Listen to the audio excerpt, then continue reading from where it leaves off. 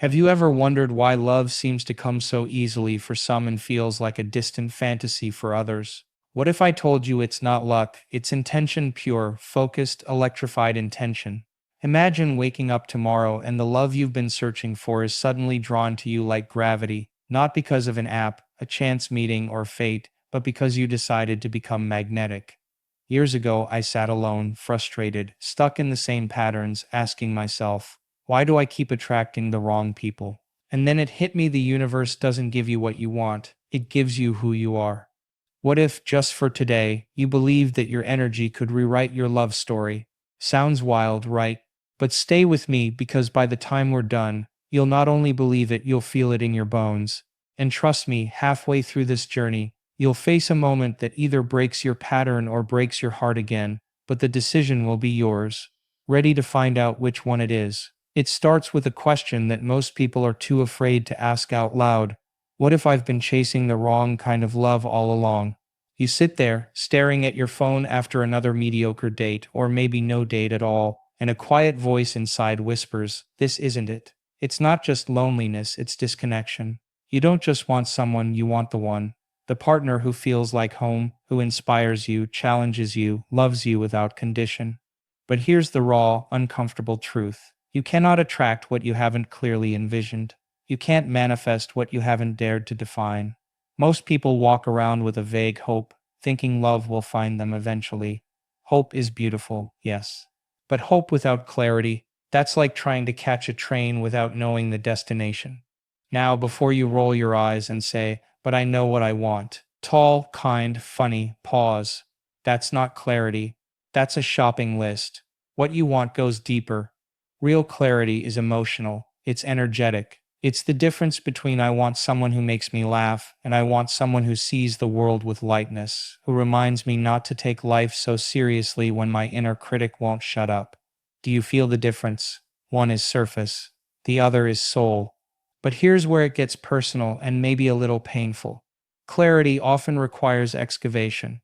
You'll need to dig through past disappointments, confront uncomfortable patterns, and ask yourself why you tolerated less than you deserved. Sound heavy? It is.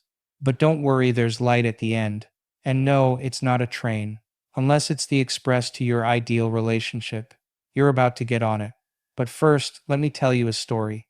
There was a woman who kept attracting emotionally unavailable partners, one after the other, fun, charming, distant. The pattern was as reliable as her morning coffee.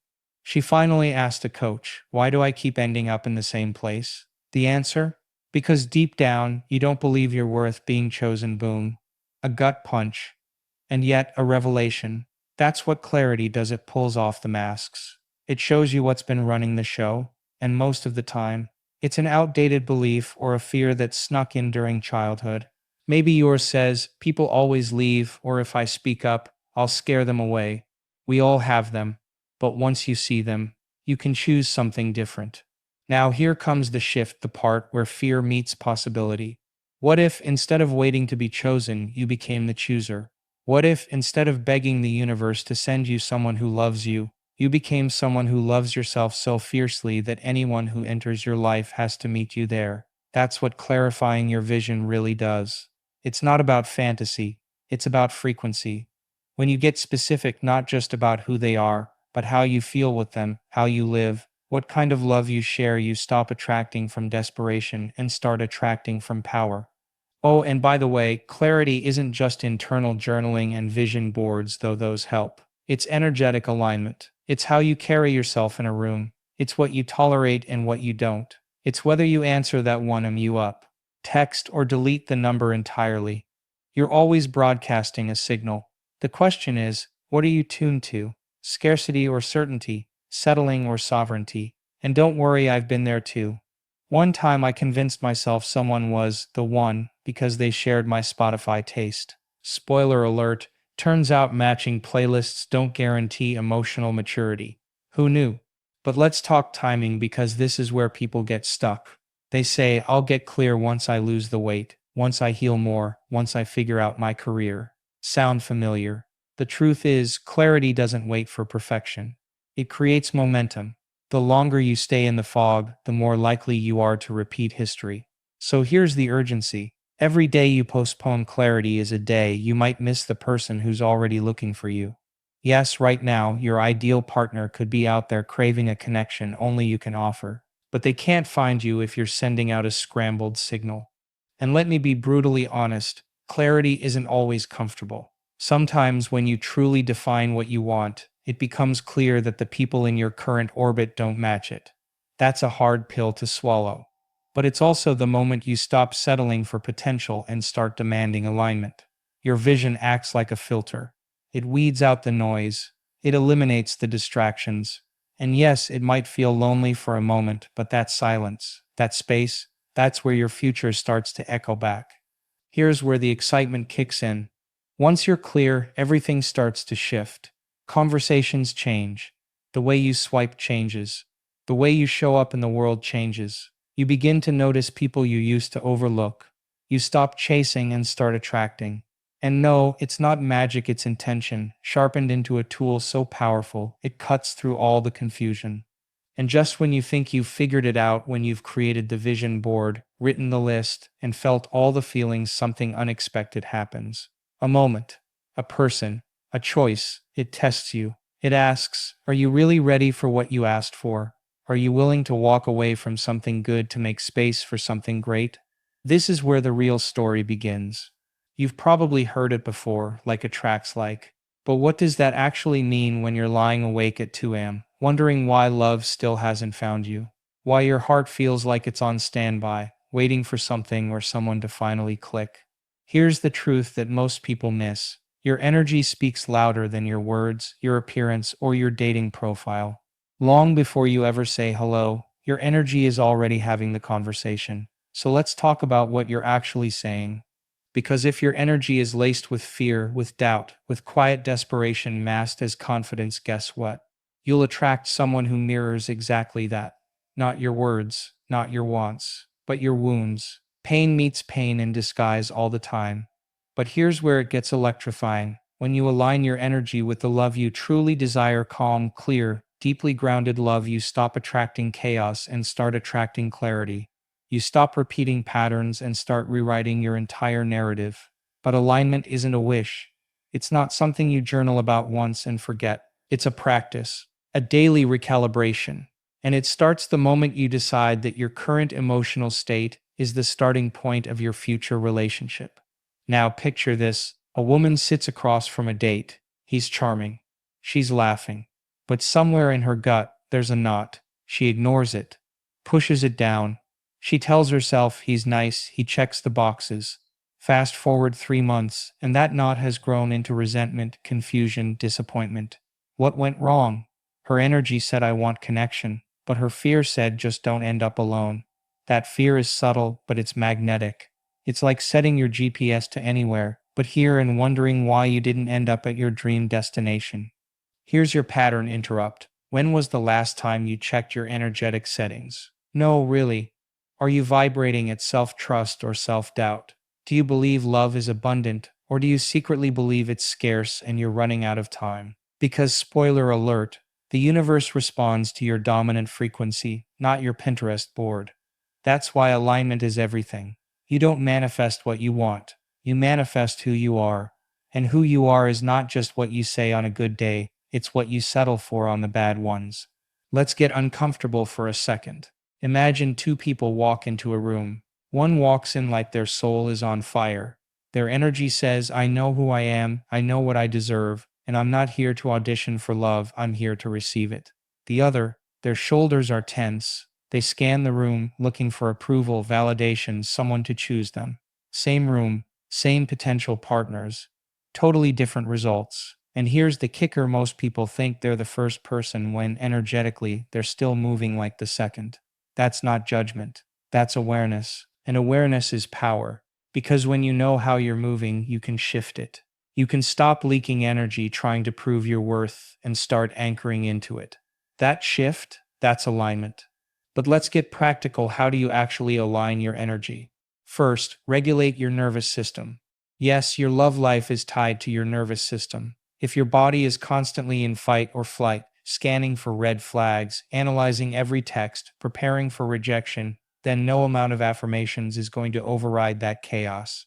You can't call in secure love with a dysregulated heart, so breathe. Slow down, connect to your body. Safety is sexy, and it starts inside you. Second, clean up your environment. And I don't just mean your bedroom, though, yes, clear that X's hoodie off your chair. I mean your energetic environment. Who are you surrounding yourself with? What conversations are you engaging in? What beliefs are you marinating in every day? If your friends constantly talk about how all the good ones are taken or how dating is a disaster, guess what? Your energy is soaking that up like a sponge. Alignment means curating your inputs. Protect your frequency like it's sacred because it is. Third, embody the love you want. This one's not fluffy, it's strategic. You want a partner who's emotionally available. Be radically present with your own emotions. You want someone consistent. Show up for yourself every single day. You want passion. Rekindle your own fire. Don't just want love, become it. And not in a performative, people-pleasing way, but in a fierce, quiet, unshakable way that says, I am my own source first.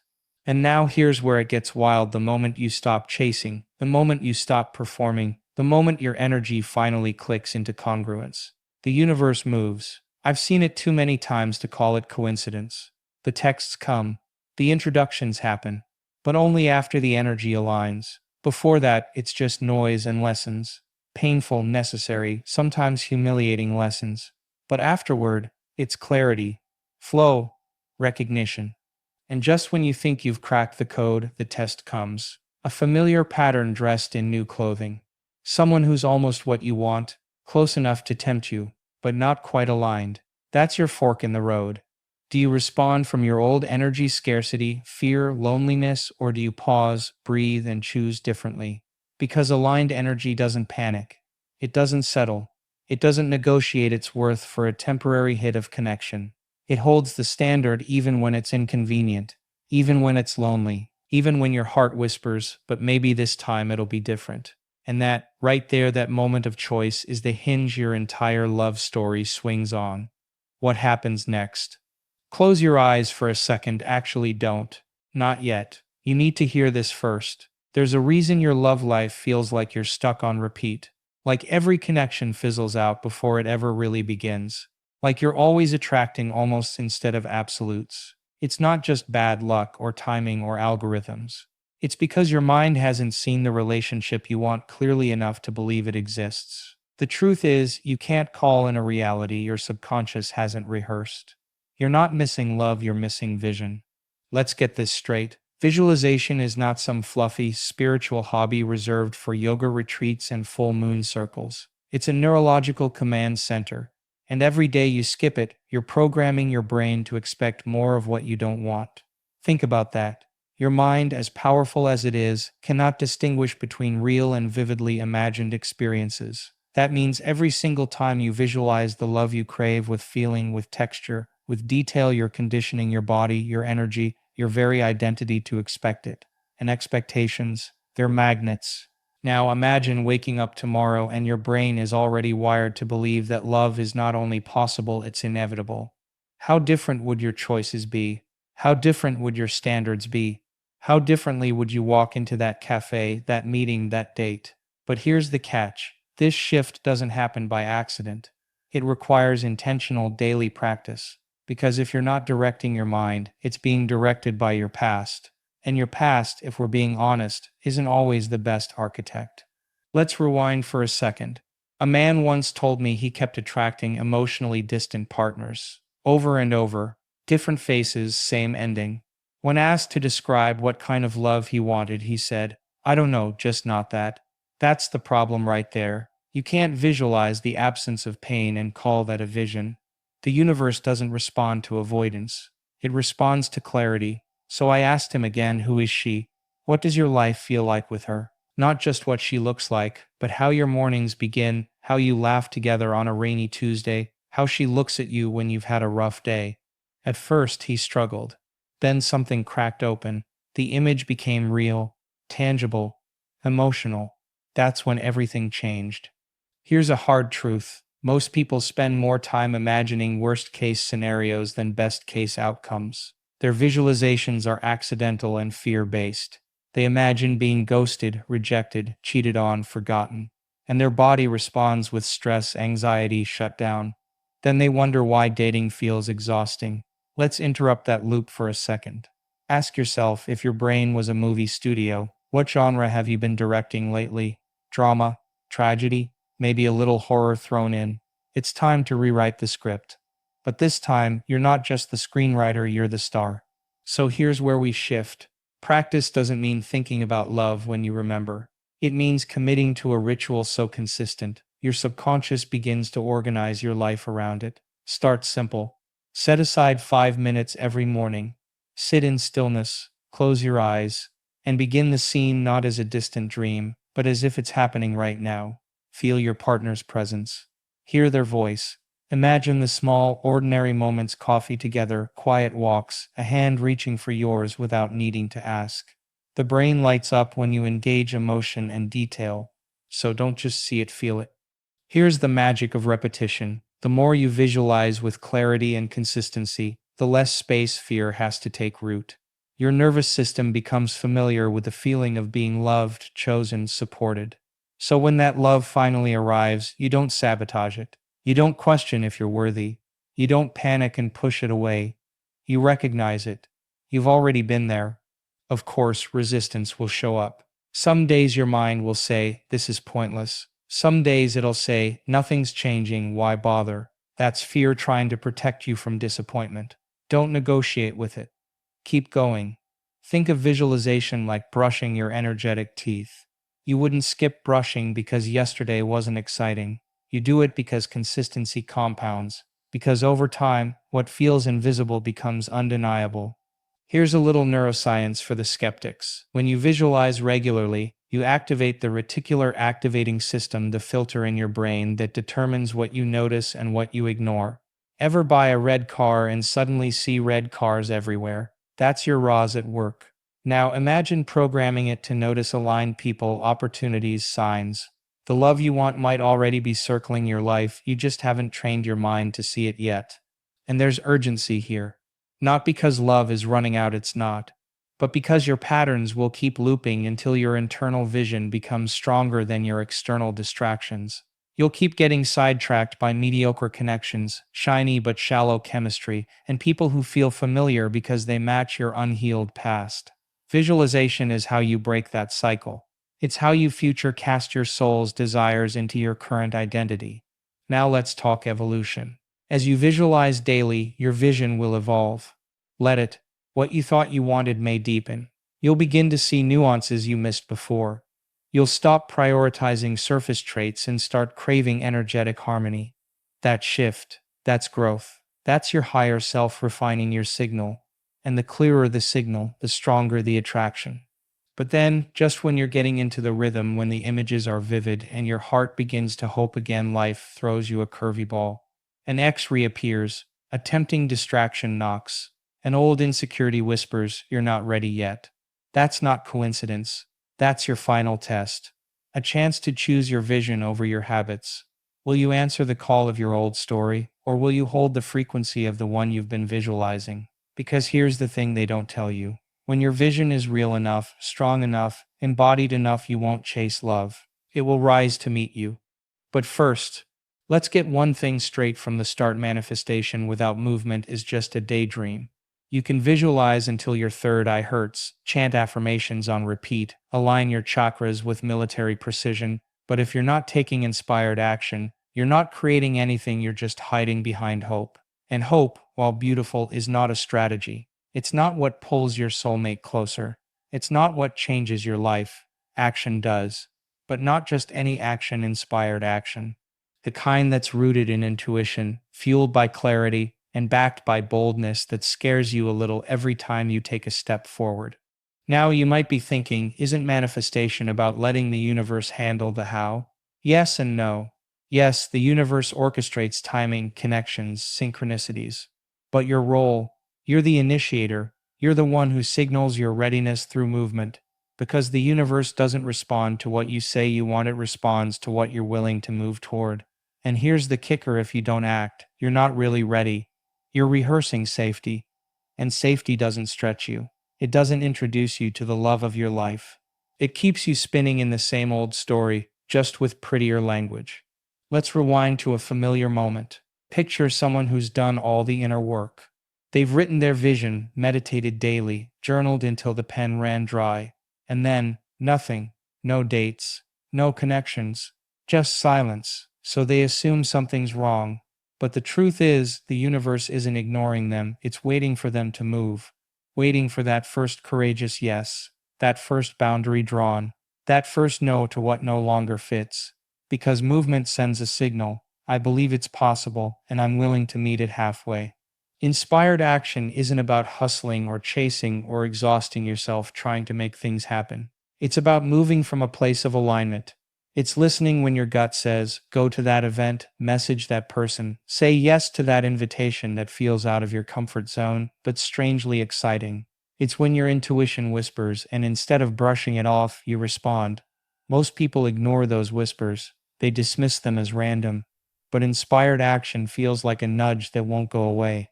A persistent little tug that says, this way. And the moment you follow it, everything starts to shift. Let's throw in a pattern interrupt here. Have you ever meticulously prepared for something, a vacation, a date, a job interview, and then never actually booked the ticket? That's what most people do with their dreams. They organize, plan, vision board, but never actually press the button. Why? Because action demands risk. It demands vulnerability. It says, I'm not just dreaming this, I'm declaring it. That declaration terrifies the part of you that fears rejection, disappointment, failure. But that fear, that's the threshold. That's where your transformation begins. This is where we enter the tension. You're standing at the edge of possibility. On one side, everything you've known safe, predictable, familiar. On the other, the unknown, the potential, the vision. But there's a gap between the two. And the only bridge across it is action. Not perfect action. Not guaranteed to work action. Just action that's aligned. That's why so many people get stuck. They wait for certainty before they leap. But here's the truth. Clarity doesn't always come before action. Sometimes it comes because of action. You won't know how ready you are until you move. There's a story of a woman who felt stuck in her love life. She was convinced nothing would ever change. One day, she decided to take one small inspired step. She signed up for a community class that had nothing to do with dating, pottery of all things. And guess what? She didn't meet her partner there, but she did meet herself. She reconnected with her joy. Her energy shifted. A few weeks later, while walking to that same class, she bumped into someone on the street, someone who would go on to become her partner. Now, was that a coincidence? Or was that the universe responding to her shift? You decide. Because here's the real secret. Inspired action isn't about where it leads. It's about what it activates in you. It tells your subconscious, we're serious now. We're not waiting. We're not wishing. We're moving. And once your subconscious gets that message, it stops sabotaging. It stops clinging to the old identity. It starts aligning every thought, decision, and behavior to support your new story. Now, let's talk resistance. Because as soon as you commit to inspired action, the voice of doubt will get louder. It will say, this is pointless, it's not working, nothing's changing. That's your old self panicking. Because every action you take toward love is a vote against your old narrative. And narratives don't die quietly. They kick and scream. They throw familiar distractions at you like exes, flaky dates, or sudden urgency at work, anything to pull you back. But inspired action means you keep going anyway, even when it's awkward, even when it's lonely, even when no one claps. And this is where the urgency kicks in, not because time is running out, but because your life is. Every day you don't act is a day you reinforce the story that you're not ready, not worthy, not enough. Every moment you pause because of fear is a moment you delay the very love that's trying to find you. The longer you stay still, the more your doubt feels like truth. But the moment you act, really act, you break that trance. You interrupt the pattern. You remind your entire being, I am the creator of this story. And right when it starts to work, when momentum builds, when energy shifts, something unexpected always happens. A curvy ball, a test, a door that closes that you swore was your entry point. That's not failure. That's recalibration. That's the universe saying, are you really aligned, or were you just attached to that particular outcome? and how you respond next.